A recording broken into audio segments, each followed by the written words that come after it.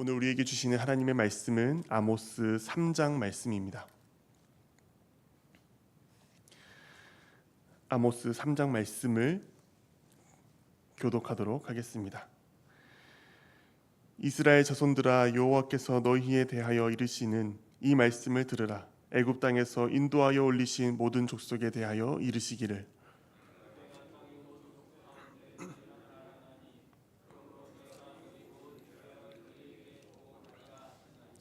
두 사람이 뜻이 같지 않은데 어찌 동행하겠으며,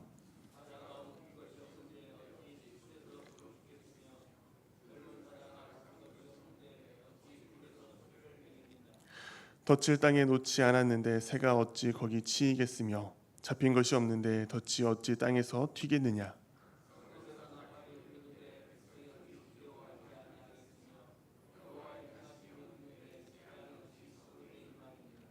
주 여호와께서는 자기의 비밀을 그 종 선지자들에게 보이지 아니하시고는 결코 행하심이 없으시리라.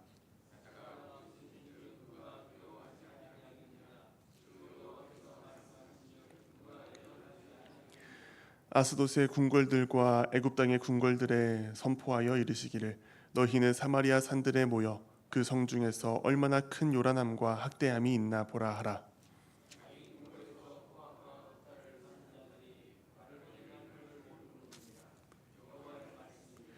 그러므로 주 여호와께서 이와 같이 말씀하시되, 이 땅 사면에 대적이 있어 내 힘을 쇠하게 하며 내 궁궐을 약탈하리라.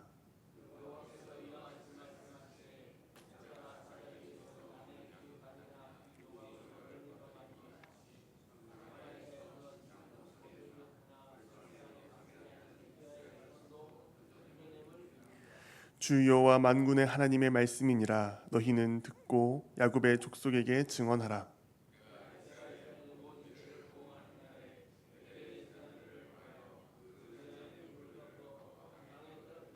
함께 읽겠습니다. 겨울 궁과 여름 궁을 치리니 상하 궁들이 파괴되며 큰 궁들이 무너지리라. 여호와의 말씀이니라. 아멘.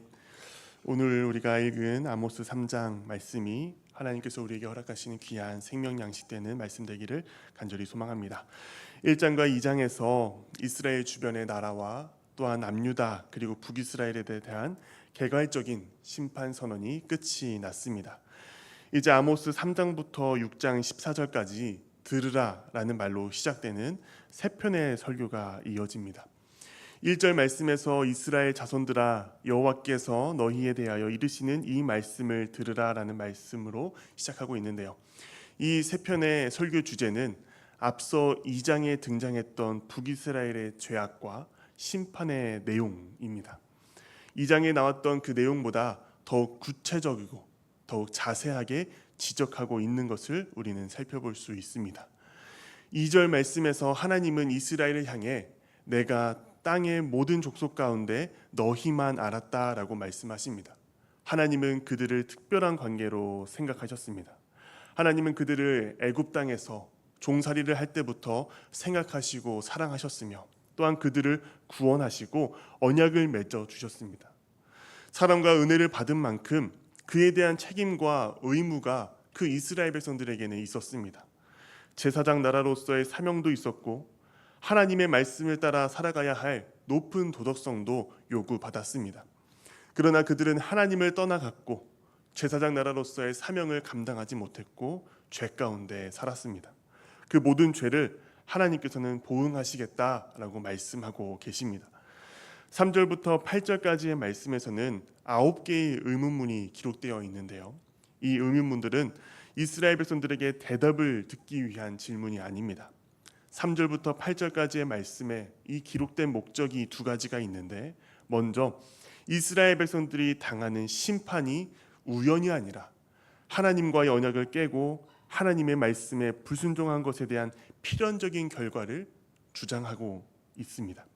두 번째로 선지자는 그 말씀을 전할 수밖에 없다라는 사실을 강조하고 있습니다. 하나님께서 심판을 내리실 때는 선지자를 통해 심판을 예언하시는데 그 선지자는 그 말씀을 전하는 도구로 부름을 받았기 때문에 침묵할 수 없고 하나님의 말씀을 선포할 수밖에 없다라는 것입니다. 3절에 두 사람이 뜻이 같지 않은데 어찌 동행할 수 있겠느냐라고 묻습니다. 이 두 사람은 아모스와 하나님을 뜻합니다. 아모스가 자신의 하는 예언이 하나님께로부터 말미암은 것이고 하나님의 뜻을 전하는 것이고 하나님과 아모스의 뜻이 같다라는 것을 강조하기 위한 3절의 말씀입니다.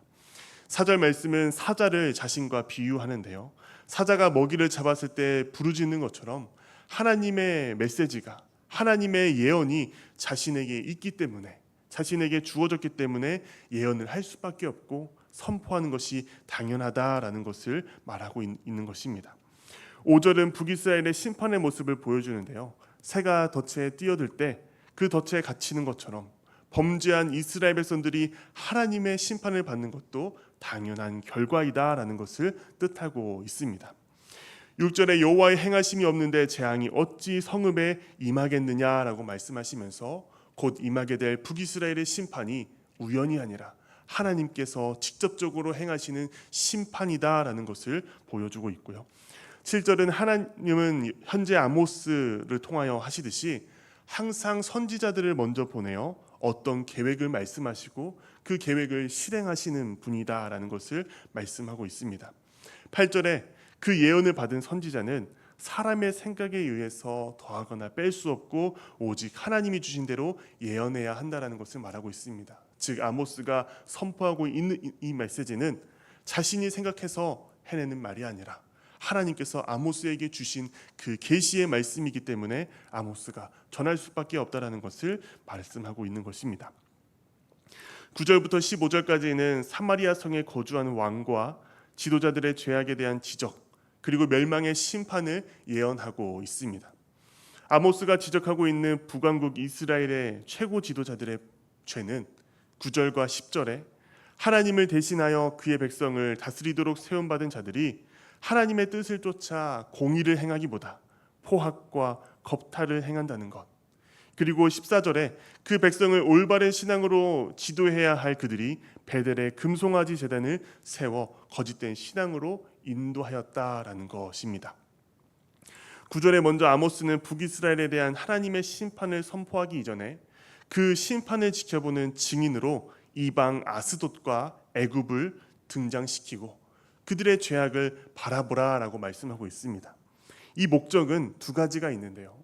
먼저 이스라엘에 대한 하나님의 심판은 이방 족속들이 볼 때에도 정당했다라고 말할 정도로 그들의 부패와 타락이 심각했다라는 것을 부각하기 위한 것입니다.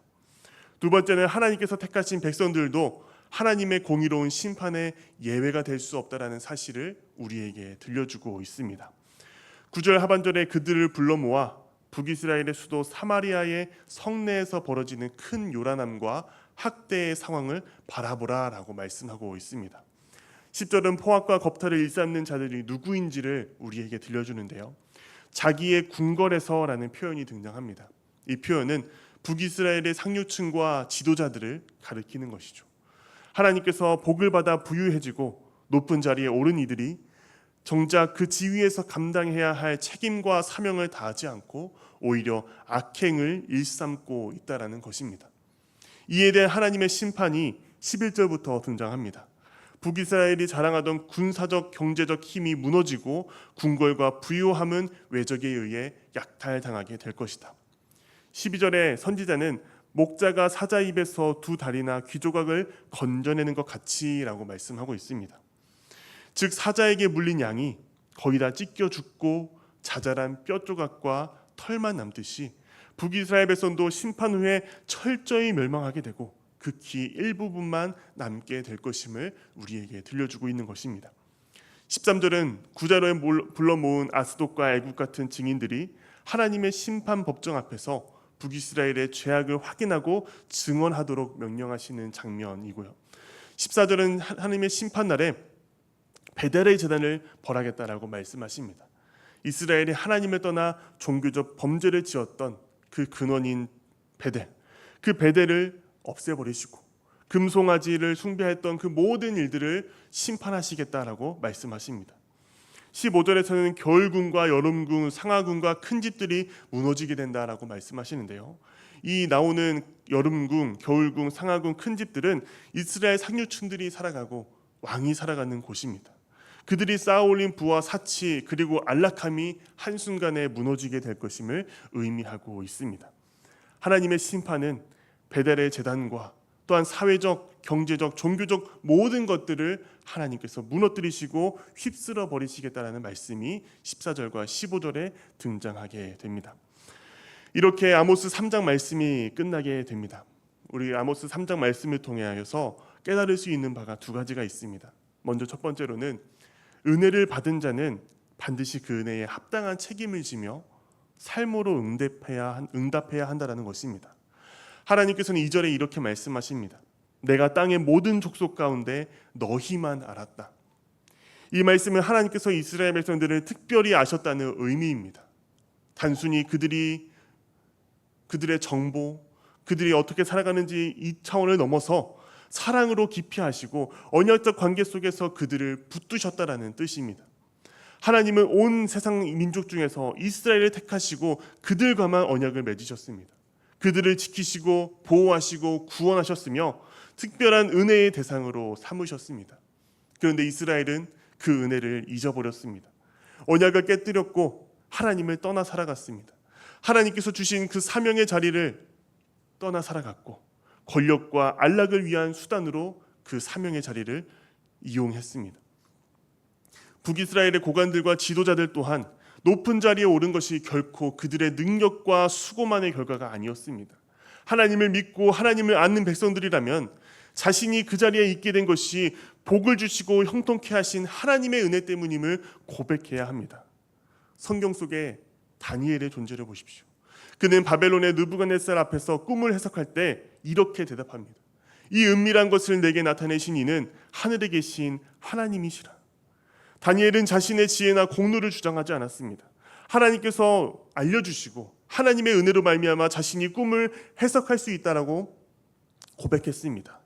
그러나 아모스 시대의 지도자들은 달랐습니다. 하나님의 사랑과 은혜를 잊어버리고 불의와 탐욕을 따라 살아갔습니다. 정의를 굽게 하고 가난한 자들을 억압했으며 사치와 향락에 빠져 살아갔습니다. 하나님의 은혜를 잊어버린 것이죠. 우리 또한 하나님의 은혜로 살아가는 자들입니다. 우리가 가진 자리, 우리가 누리는 복, 우리가 이룬 성취는 모두 우리의 힘이 아니라 하나님의 은혜의 결과입니다. 그렇다면 우리는 그 은혜를 고백하고 은혜에 합당한 삶으로 응답하며 살아가야 합니다. 은혜 받은 자는 더 큰 책임이 따르는 것입니다. 마태복음 18장에 1만 달란트 탕감받은 종이 행해야 했던 것이 무엇이었을까요? 왕에게 헤아릴 수 없는 큰 빚을 탕감받은 자라면 자신에게 작은 빚을 지은 동료를 동일한 은혜로 용서해 주는 것이 마땅했습니다. 그러나 그는 오히려 그 동료를 옥에 가두며 은혜를 외면했습니다. 그 결과 왕은 그를 불러 꾸짖고 그가 받은 은혜를 도로 가두어 버리며 가져가 버렸습니다. 하나님의 은혜를 진실로 받은 자는 그 은혜를 나누며 살아가야 한다는 것입니다. 우리가 누리는 자리와 복과 성취가 하나님의 은혜라면 그 은혜는 우리 안에 멈추어서는 안 됩니다. 이웃을 향한 사랑과 용서, 정의와 긍휼의 실천으로 흘러가야 합니다. 은혜를 기억하지 못하고 자기만의 권리와 유익만을 주장할 때 우리는 아모스 시대 이스라엘 지도자들과 다르지 않게 되고 맙니다. 그러므로 우리는 다니엘처럼 내가 나된 것은 하나님의 은혜다라고 고백했던 바울처럼 고백하며 살아가야 합니다. 그 고백이 있을 때 우리 삶은 하나님의 은혜를 증언하는 삶이 될 것이고 세상 속에서 하나님의 영광이 드러나는 통로가 될 것입니다. 이렇게 하나님의 은혜를 기억하며 은혜를 흘려보내는 저와 여러분들의 삶이 되기를 간절히 바랍니다. 두 번째는 아모스는 평범한 목동 출신이었고 선지자 가문에 속하지 않았으며 정규 선지자 교육을 받은 적이 없는 사람이었습니다. 그러나 하나님께서 그를 부르시고 계시를 주셨을 때 그는 주저하지 않았습니다. 아모스 3장 8절에 이렇게 말씀합니다. 주 여호와께서 말씀하신즉 누가 예언하지 않겠느냐라고 고백하시면서 아모스는 하나님의 말씀을 듣는 순간 그것을 전하지 않을 수 없었습니다. 자신의 신분이나 한계를 내세우지 않고 사람들의 눈치를 보지 않고 하나님께서 주신 말씀을 가감없이 담대히 진실하게 전했습니다. 이것이 하나님의 종이 서야 할 자리입니다. 하나님께서 말씀하실 때 그 말씀을 전하는 것은 선택이 아니라 사명입니다. 비록 우리의 배경이 부족해 보이고 지식이나 경험이 모자라 보일지라도 하나님께서 말씀을 맡기신다면은 그 자체가 권위가 되고 능력이 되는 것입니다. 사람의 자격이 아니라 하나님의 부르심이 우리를 세우는 것입니다. 오늘 우리에게도 동일한 부르심이 있습니다. 목동이었던 아모스를 들어 하나님의 말씀을 선포하게 하셨던 것처럼 그 하나님께서 우리 또한 각자의 자리에서 하나님의 증인으로 세우셨습니다. 교회의 직분자이든지 아니면 평신도이든지 누구든지 하나님의 은혜를 입은 자라면 그 은혜를 증언하는 삶으로 부름받은 것입니다. 그러면 우리도 아모스처럼 고백해야 됩니다. 주 여호와께서 말씀하신즉 누가 예언하지 아니하겠느냐. 하나님께서 나를 구원하시고 나에게 생명의 말씀을 허락해 주셨으니 이 말씀을 어찌 예언하지 않고 전달하지 아니할 수 있겠느냐라고 고백하는 우리의 삶이 되어야 합니다. 하나님께서 주신 은혜와 말씀을 묵묵히 그러나 담대하게 전하며 살아가는 삶, 그것이 우리에게 맡겨진 사명입니다. 오늘 우리 하루를 살아갈 때 가정에서, 교회에서, 일터에서 하나님께서 주신 말씀을 삶으로 선포하고 그 은혜의 진리를 증언하는 자로 살아가기를 간절히 소망합니다. 그 은혜를 전달하여서 우리의 삶을 통하여서 복음의 통로가 되고 우리의 삶을 통하여서 많은 사람들이 하나님의 영광을 바라보며 주께로 돌아오는 그 역사가 일어나기를 간절히 소망합니다. 오늘 하루를 살아가시면서 요 아모스 3장 말씀을 통해 우리가 더욱더 은혜의 통로가 되고 복음의 통로가 되기를 결단하고 이 말씀으로 하루를 승리하시는 저와 여러분 되기를 간절히 소망합니다.